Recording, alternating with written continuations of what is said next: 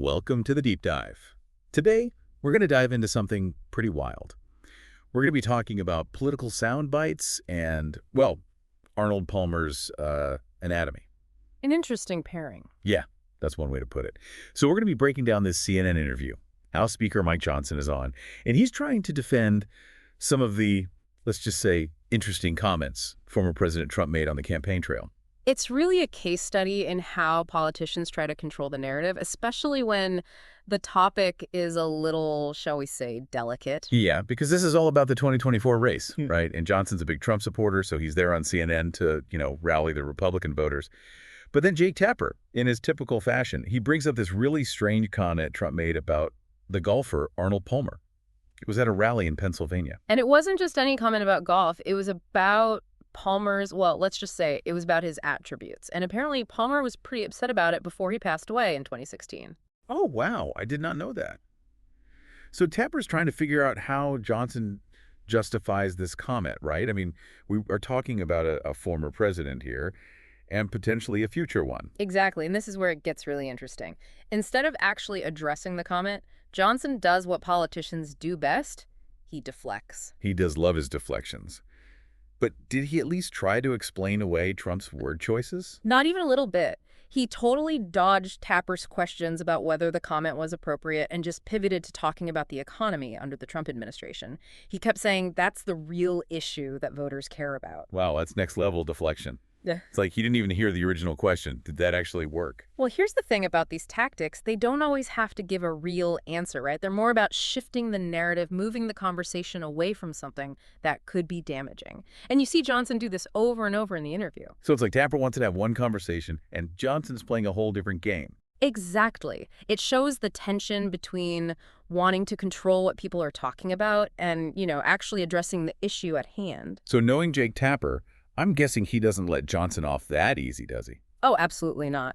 Tapper keeps pressing him on this comment. He's saying, look, these types of comments, even if they are off the cuff, they make people question Trump's judgment. They make people wonder about his mental acuity, his stability. Yeah, all the things you'd want in the leader of the free world, right? Exactly. And it's one thing to have a slip of the tongue on the campaign trail. But with Trump, it seems like a pattern. That's a good point. One gaffe is one thing, but this seems to happen a lot. Exactly. It's like Tapper is hinting at that. It's one thing if a candidate makes a joke, but if they are constantly saying things that make people question if they're fit to be president, that's different. Can you imagine if another candidate, like Biden, made a comment like that?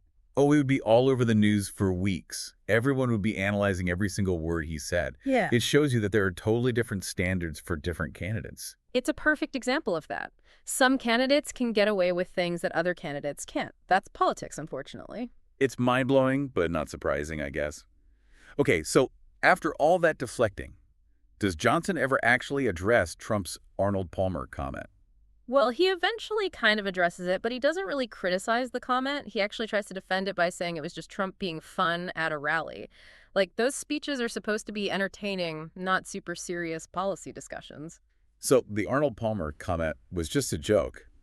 That's kind of hard to swallow when you think about the office he's running for. Yeah, it makes you wonder what's considered acceptable for someone who wants to be president, and what kind of message does that send to voters? And it gets even wilder because then Johnson tries to compare Trump's off-the-cuff style to Kamala Harris. Classic whataboutism right there. He's trying to deflect by bringing up the opposition instead of dealing with the actual issue about Trump. And he even throws in the term word salads to describe her speeches, and he's implying that she relies too much on teleprompters. Totally. He's doing the classic move of shifting the focus away from his guy by pointing out what he sees as flaws in the other side. This whole thing is like a master class in political deflection. Yeah. But it does make you wonder, can you ever really separate a candidate's personality from their policies? Right. That's the big question. On the one hand, you have Johnson saying voters should focus on Trump's experience and his policies, the real issues.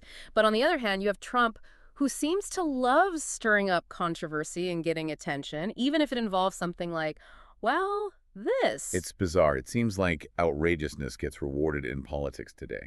Do voters even care about decorum anymore? That's the big unknown, right? Things have changed so much with social media and the 24/7 news cycle. It feels like the loudest and most outrageous voices get all the attention now, whether they're right or not. It's like that old saying, all publicity is good publicity, is true now, especially in politics. It's hard to say for sure. I mean, some voters are definitely drawn to that kind of straight-talking, no-nonsense style, even if it comes with some controversy. But then there are others who want a more respectful and serious approach to politics. Who knows what the right answer is? It seems like we're stuck in this cycle where politicians get rewarded for being outrageous, so they just keep doing it more. Absolutely. It's a dangerous cycle, and we need to be aware of it, especially during this election. So where does that leave us? What are the big takeaways from all of this talk about sound bites and political maneuvering? I think this interview really highlights a few things. First, politics is rarely straightforward. Politicians use strategies like deflection and whataboutism all the time to control the story and avoid tough questions. They're like expert spin doctors, always trying to control the narrative. Exactly. Second, it's really hard to separate who a candidate is as a person from their policies. And with today's media, personality often overshadows everything else. So it comes down to what voters care about more: a candidate's personality or their actual experience and plans. Right, like do they want someone who's entertaining or do you want someone who's qualified? It's a tough choice, especially when there's so much at stake. And lastly, I think this all reminds us that we need to be careful about what we believe, especially when it comes to politics. We're bombarded with information all the time, especially with social media. We can't just take everything at face value. Exactly. Do your own research, question things that seem off, and don't just get caught up in the spectacle of it all. Great advice. So before we wrap up this deep dive into the world of political spin, any last thoughts for our listeners? So is there like a winner in all of this? Or does it just show how tough it is for voters to figure out what really matters in this election? You know, it's not so much about who wins or loses this little exchange. It's more about seeing the bigger picture of how political conversations work these days. And with all these sound bites and strategies, voters have to make some tough decisions. It's like we're choosing between different realities or something. Yeah, it's like, do we want someone who sounds polished and always has a prepared message? Or do we want someone who seems more real, even if they say some crazy stuff sometimes? And how can we even tell the difference anymore? Right. That's the big question. And I don't know if there's an easy answer. This whole thing has really made me think. Me too. It reminds us that we can't just sit back and watch this happen. We have to stay informed, be involved, and be a little skeptical of what we hear, especially in politics. To be our own fact checkers. Exactly. What we do, not just on election day, but every day, really affects how politics works in this country. That's a great point. So as we wrap things up here, one last thought for everyone listening. When we're bombarded with all this political talk and promises from candidates, how do we decide what's more important? What they say or what they actually do? And how can we make our own voices heard amidst all the chaos? That's something we're thinking about. This election is going to be a wild ride. That's for sure.